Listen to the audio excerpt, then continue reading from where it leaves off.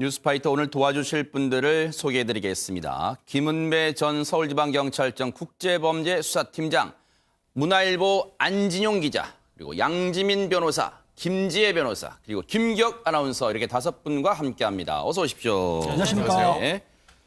여러분과 함께하는 뉴스파이터 첫 번째 얘기부터 풀어보겠습니다. 가뜩이나 추운 연말에요. 정말 우리를 오싹하게 만드는 끔찍한 범죄가 일어났습니다. 김기혁 아나운서. 네, 크리스마스 당일이었던 지난 25일 밤 11시 55분쯤이었습니다. 전주 완산구 동안산동의 주택에서 불이 난 건데요. 네. 이 화재로 인해서 이 집안 내부가 심하게 탔고 400여만 원의 재산 피해가 났습니다. 네. 그런데 이 화재로 인해서 인명 피해는 없었느냐? 아닙니다. 안타깝게도 있었습니다. 이 주택 내부에 한 분이 계셨었는데요. 바로 60대 여성 관리인이었습니다. 네. 연기를 흡입하고 이 식도 쪽에 이제 화상을 입게 돼서 옮겨지던 중에 안타깝게도 좀 숨을 지는 그런 사건이 있었습니다. 네. 결국 해당 주택 관리인이 사망하게 됐는데 김은배 팀장님, 이 화재를 제가 범죄라고 표현한 이유가 있죠? 그렇습니다. 그 집주인은 다른 데 살았고 집주인 누나가 그 주택을 관리하면서 있었는데 네. 그 집주인 누나가 전화를 걸었었어요. 동생한테. 옆집 사람이 불을 질렀다고 말했단 말이에요. 아하. 그 말을 전했어요. 그러니까 동생이 112에 신고를 했어요. 네. 신고해서 와서 보니까는 실제로 방화가 난 거예요. 네. 그리고 집 그 관리인 61세가 사망한 채로 발견이 되니까 그러면 경찰에서는 방화로 문제가 됐다. 방화구나 싶어가지고 네. 탐문수사도 한 명 와서 CCTV를 확인했는데 네. 그 범인이 전주 전통시장을 배회하는 것을 지나가는 시민이 본 거예요. 그 네. 시민은 아마 그 인상착의를 아마 알았던 것 같아요. 그 경찰을 통해 가지고. 그래서 네. 신고하니까 경찰이 오후 5시경 네. 긴급 체포를 한 거죠. 왜냐하면 네. 3년 이상은 긴급 체포할 수 있으니까 네. 범인을 체포해서 조사하기 시작한 겁니다. 네. 옆집 사람이 불을 질렀다는 그 한마디를 남기고 이 여성은요, 끝내 병원에서 치료를 받던 중 숨지고 말았는데 그 옆집 사람 충격적 정체가 드러났다면서요, 김지혜 변호사님. 네, 경찰이요. 시장 일대에 탐문 조사를 하면서 그다음에 이 사람이 인상착의를 좀 더 잘 보여주기 위해서 사진까지 이렇게 돌렸는데요. 네. 이제 그러고 나니까 시민 중에 한 사람이 이거 그 경찰이 보여준 사진과 굉장히 흡사한 인상착의의 남자가 있다라고 해서 바로 신고를 하게 되었는데 알고 보니까 이 남성이요. 이 집에 살던 50대 남성의 세입자였다고 합니다. 아하. 그 집에 새 들어 살던 남성이 불을 질렀다는데 대체 그 이유는 뭡니까, 김기혁 아나운서? 네, 아마 이 남성이 지난해 5월부터 월세 25만 원을 주면서 이 주택에서 생활해 온 것으로 알려졌습니다. 네. 그런데 최근에 이 여성 60대 여성 주택 관리인과 이 남성이 월세 납입 문제로 좀 다퉜다고 하는데요. 그러니까 여성 관리인이 네. 밀린 월세 50만 원을 내라라고 독촉을 했다는데 네. 이 남성은 경찰 조사 결과 그러니까 본인의 진술에 의하면 나는 월세를 다 납입을 했는데 이 여성 관리인이 나에게 월세를 도촉해서 내가 화가 나서 불을 질렀다라고 범행을 인정했다고 합니다. 네.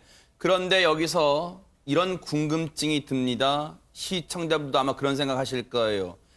동생에게 그 주택은 동생 명의의 집이었고 이 여성은 그 집을 관리하던 분인데 근데요, 동생에게 옆집 사람이 불을 질렀어 라고 말했는데도 김기혁 아나운서 왜 그 집에서 빠져나오지 못했습니까?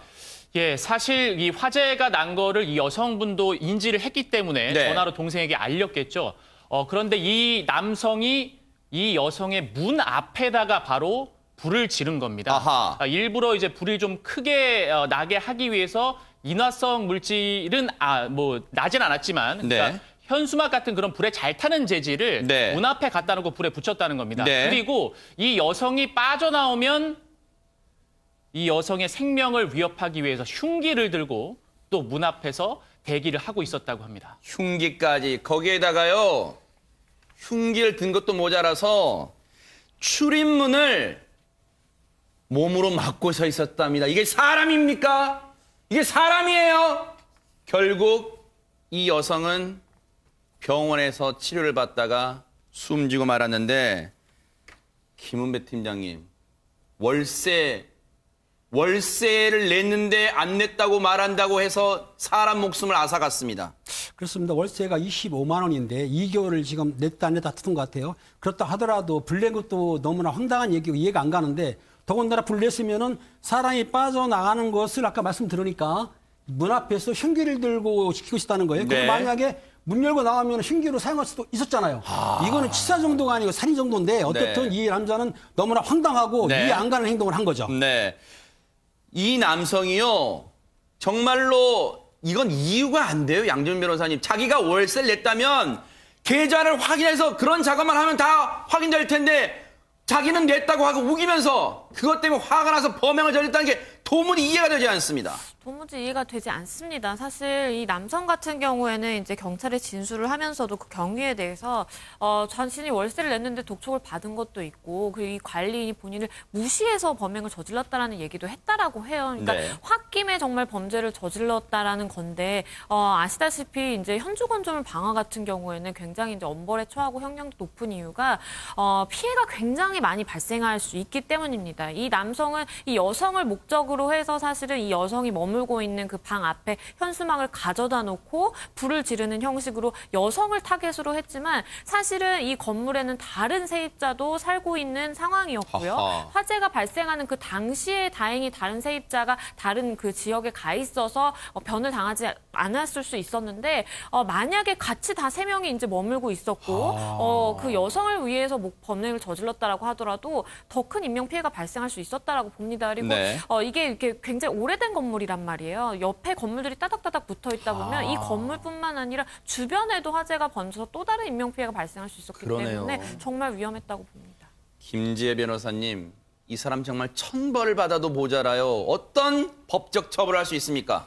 네, 지금 현주 건조물 방화치사죄로 구속영장을 청구할 방침이라고 하는데 이 죄는 살인죄보다도 더 형량이 무겁습니다. 그래요? 예, 살인죄가 사형 무기 5년 이상의 유기징역으로 규정되어 있는데 이 현조 건조물 방화치사는 사형 무기 또는 7년 이상의 징역으로 되어 있어요. 그러니까 하한이 살인죄보다 더 높다는 뜻인데 네. 이렇게 사람을 살해하거나 아니면 다치게 할 목적으로 일단 불을 지르는 행위 그 자체에 대해서 워낙 공익에 대한 위험성이 크기 때문에 엄벌에 처하고 있는 그런 죄입니다. 그러니까요. 너무너무 안타깝습니다. 그 동생분은요, 얼마나 지금 원통하고 억장이 무너질 거예요. 내가 그 집을 누나한테 관리를 해달라고 부탁하지 않았더라면 이런 변은 안 당했을 텐데 하는 또 자책할 거 아니에요. 정말로 너무너무 가슴이 아프고 또 끔찍한 그런 사건이었습니다.